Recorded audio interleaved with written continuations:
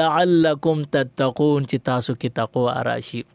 نو دې ځکه یو آسان لفظ دی لا مونږ چې خوراک نکو مونږ اوبه نسکو مونږ ګناهونه نکو د دې ټولو خبرو مقصد دا دی چې الله پاک مونږ باندې لږه تند نه تیرول غواړي بلکې مونږ کې چې شیطانی اثرات دي یا شیطانی حرکات او عادات دي چې هغه زمونږ نه زایل شي او مونږ ته نیکه اسانی شي مونږ الله پاک ته مایل شو او د شیطان نه لری شو چې مونږ کې تقوا او پرهیزګاری راځي. د روزې مقصد صرف او صرف تقوا راتللی. ډیر خلک اغوی د رمضان شریف روزه نیسی او د رمضان شریف روزه کې هغه د خولې ته تاله لګولی نه خوړل کوي او نسکل کوي خو لاس د ګنا نه منې کوي سترګې د ګنا نه اړي غوګونه د ګنا نه اړي خپې د ګنا د زینو ته راتلو نه منې کوي. د کې تقوا راتلی شي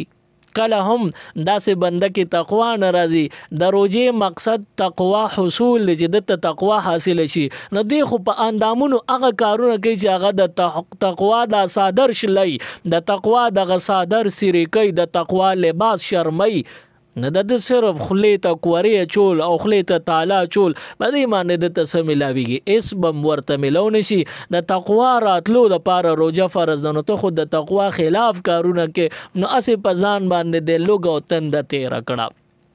حضور علیه الصلاۃ والسلام اومدی خبره طرف ته اشاره کړه فرمایي وې بعض خلک داسي وی چې اغوی دا روز ټوله په روزه کې تیر کې ټوله روز روزه ده خو اغوی ته د لوګي او د تند د رسیدونه غیر اسم نه ملاویږي صرف لوګ او تند وته ورسید ځانې په تکلیف کې واقع کو نور د روزي چې مغز دی هغه وته حاصل نشو دی کې اشاره تقوا حصول طرف ته چې د تقوا اوسم ناراضي.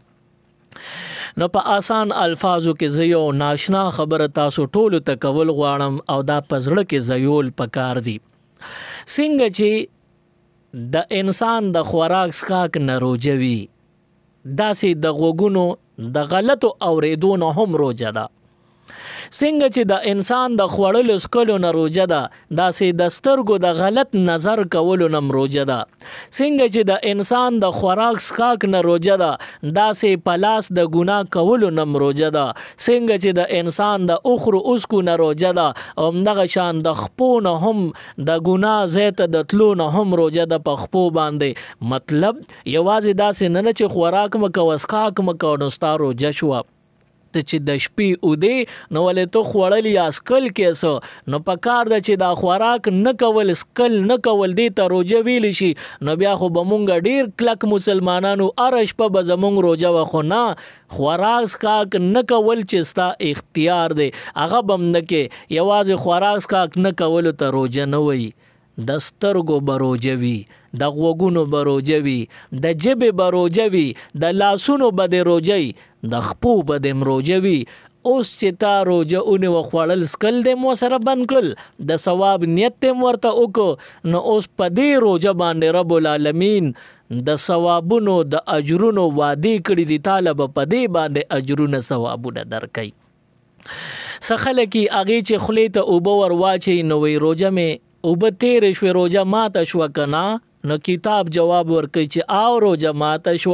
پوزه کې اوبه واچولې په بره راخ کې پوزه ترخه شو روجه ماته شو کنا وی آو روجه ماته شو نو دغه شان دا روجه د خلې دا نو که ماته شو خو ماته شو او که ماته نه شو بد شو. دغه شان د سترګو روجه ده نو په بد نظرې سره د سترګو روجه ماته شو